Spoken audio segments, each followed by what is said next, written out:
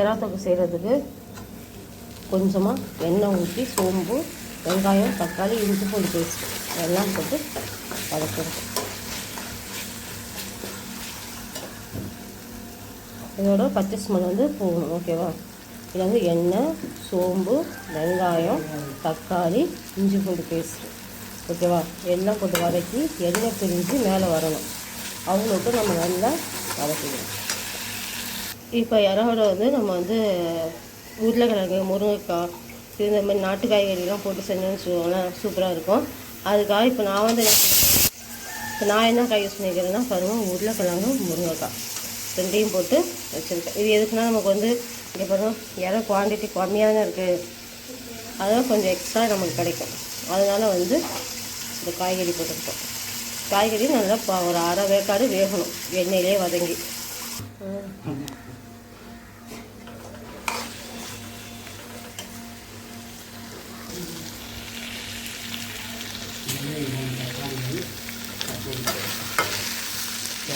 பார்த்தியா?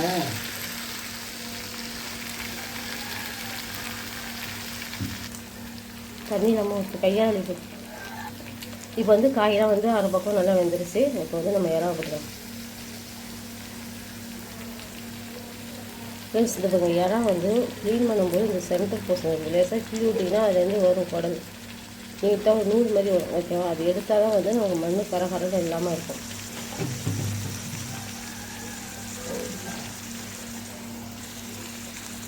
கொஞ்சமாக மஞ்சள்,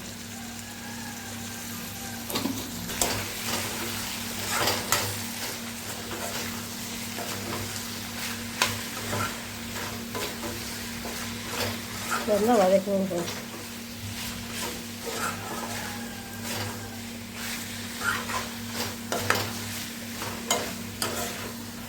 இப்போ நம்ம காரத்துக்கு வந்து தனி மிளகாத்தூள் வந்து ஒரு அரை ஸ்பூன் அளவுக்கு, சின்ன ஸ்பூன் தான் இது, அதுதான் அரை ஸ்பூன் அளவுக்கு தனி மிளகாத்தூள்.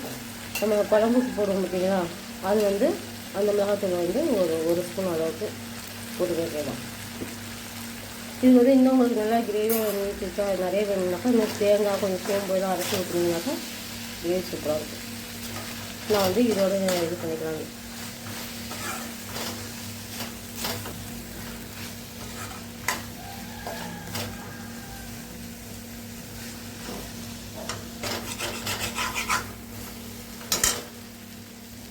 இப்போ நம்ம காயெல்லாம் வேகிற அளவுக்கு கொஞ்சமாக தண்ணி ஊற்றிக்கலாம். தண்ணி ஊற்றி இப்படி உப்பு காரமாக பார்த்துட்டு மூடி வச்சுக்கலாம். இப்போ உப்பு காரமாக பார்த்து வச்சுட்டு மூடி போட்டு மூடி வச்சுக்கலாம். அப்பப்போ கிண்டி விட்டுக்கோங்க, அடி பிடிச்சிடும்.